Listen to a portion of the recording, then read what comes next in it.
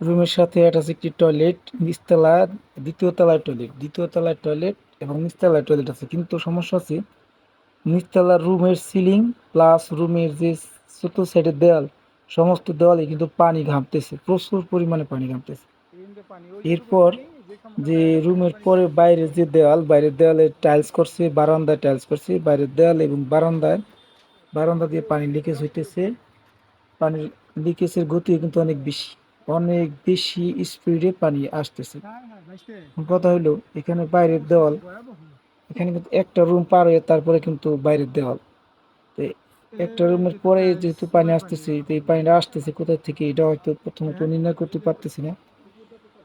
দেখা গেছে সব জায়গায়, সমস্ত জায়গায় টাইলস করা এবং কি রুম কিন্তু ভাড়া দেওয়া গেছে, ভাড়াটা এসে পড়ছে অলরেডি। এটা অনেক বড় একটা সমস্যা।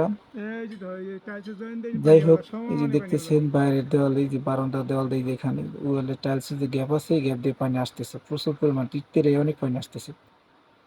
তো যাই হোক, এখানে কিন্তু একটা কথা বলে দেয়, এই যে আপনার এটা দ্বিতীয় তলার ফলসাদ কি করছে, 1 ইঞ্চি একটা লাইন নামাইছে, 1 ইঞ্চি থেকে 1 3 4 8 সকেট দিয়ে এই 3 4 দুইটা লাইন বাই করছে। 3 4 দুইটা লাইন কি করছে আবার, যেহেতু পাশাপাশি দুইটা টয়লেট, একটা টয়লেট কিন্তু রুমের সাথে অ্যাটাচ আর একটা টয়লেট হচ্ছে আপনার হল রুমের সাথে অ্যাটাচ। যেহেতু পাশাপাশি দুইটা টয়লেট, দেখেন এখানে তো প্রথমত ভুল করছি, 1 ইঞ্চি লাইন থেকে কিন্তু দুইটা লাইন ভাগ করতে পারতো, কিন্তু 1 ইঞ্চি লাইন থেকে 3 4 করে 3 4 লাইন দুইটা লাইন ভাগ করা হয়েছে। এটা কতটা যুক্তিসম্মত আমি জানি না। যাই হোক, এক একজনের কাছে এক রকম হইতে পারে। এখন আমরা কি করব, যেহেতু এই সমস্যা বড় একটা সমস্যা, এখন লিকেজ যে কোন দিকটা হইতেছে এটা কিন্তু টাইলসের ভিতরে আমি আপনি কারোর বলার সমর্থ নাই, যদি এই রোগ না ধরতে পারি। যাই হোক, এখানে আমরা কি করব, দুইটা লাইনের জন্য দুইটা আলাদা চাবি দিব, যেহেতু দুইটা বাথরুমে একটা চাবি দেওয়া হয়েছে। এখন আমরা দুইটা বাথরুম যদি একসাথে বন্ধ করে দিই, তাহলে কিন্তু বাড়িটা কিন্তু দুইটা বাথরুম বন্ধ থাকলে কিন্তু বাড়িটা ব্যবহার করতে পারবো না, যেহেতু অলরেডি বাড়িটা ঢুকে গেছে গে। তো আমরা কি করব, দুইটা লাইনের জন্য দুইটা চাবি দিয়ে দিব, যাতে নিয়ে একটা লাইন বন্ধ রেখে আর একটা লাইন চালু রাখতে পারি। এখন প্রথমত আমরা রুমের সাথে অ্যাটাচ যে টয়লেটটা, সেই টয়লেটটা আমরা এই লাইনটা অফ করার জন্য এখানে একটা চাবি দিব, এবং কি পাশের রুমের টয়লেটের একটা চাবি দিব, দুইটা রুমের জন্য দুইটা চাবি দিব। প্রথম আমরা যে চাবিটা দিব, সেই চাবিটা হচ্ছে আপনার রুমের সাথে যেই টয়লেটটা, সেই টয়লেটের চাবিটা আমরা অফ করে রাখবো। এই চাবিটা অফ করার পর যদি দেখি যে পানি ওয়াল লিকেজ করা বন্ধ হয়ে গেছে, তাহলে কিন্তু আমরা সহজেই বুঝতে পারবো যে রুমের সাথে অ্যাটাচ যে টয়লেটটা, সেই টয়লেটের লাইনটা সমস্যা হইতেছে। আর যদি এটা না হয়, তাহলে পাশে যে আর একটা লাইন, এটা কিন্তু আবার যদি লিকেজ বন্ধ হয় নাই, তাহলে কিন্তু আমরা আর একটা ব্যবস্থা নেব, পাশের টয়লেটটা বন্ধ করবো। যাই হোক, দুটো লাইনের দুটো চাবি দিব, দুটো চাবি আমরা চেক করে দেখবো যে কোন বাথরুমের মেন সমস্যা। যেহেতু টাইলস করার পরে এই সমস্যাগুলো আমরা কিন্তু বাথরুমের ভিতরে সমস্ত লাইনগুলা, যেমন ঝর্নার পয়েন্ট, বালতির পয়েন্ট, পত্নীর পয়েন্ট, পুষ শহরের পয়েন্ট এবং বেসিনের পয়েন্ট, আদার পয়েন্ট যেগুলো আছে, সবগুলো পয়েন্ট কিন্তু আমাদের চেক করা হয়েছে যে পয়েন্টের গোড়াতে কোনো লিকেজ হইতেছে কিনা।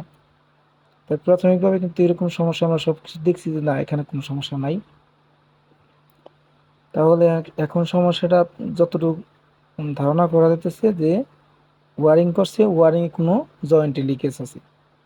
এখন ওয়ারিংয়ে জয়েন্টে লিকেজ আছে, এটা ঠিক আছে, আবার কোন বাথরুমে লিকেজ, এটা কিন্তু আমরা এখনো ধরতে পারিনি। কিন্তু এটা আমাদের ধরতে গেলে দুইটা লাইনের জন্য দুইটা চাবি দিতে হবে এবং দুইটা চাবি অন অফ করে তারপর আমাদের চেক করতে হবে। যাই হোক, তারপরে আমরা জায়গায় একটা ব্যবস্থা করব। কিন্তু আরেকটা কথা বলে নিই, এখানে একটা জিনিস খেয়াল করি, বিশেষ করে দেশ গ্রামে দেখা গেছে আপনার ম্যাক্সিমাম প্লাম্বার মিস্ত্রি কিন্তু যে ওয়ারিং করে, ওয়ারিং করার পরে কিন্তু ট্যাঙ্কি লাগায় পানি সিক দেয় না। নিয়ম কিন্তু ওয়ারিং করার পরে ট্যাঙ্কি লাগায় সমস্ত ওয়ারিং চেক দেওয়া, পানি ছেড়ে দিয়ে 1 মাস, মিনিমাম 1 মাস না পারলেও 15 দিন কিন্তু পানির লোড দিয়ে সমস্ত লাইন চেক দেওয়া।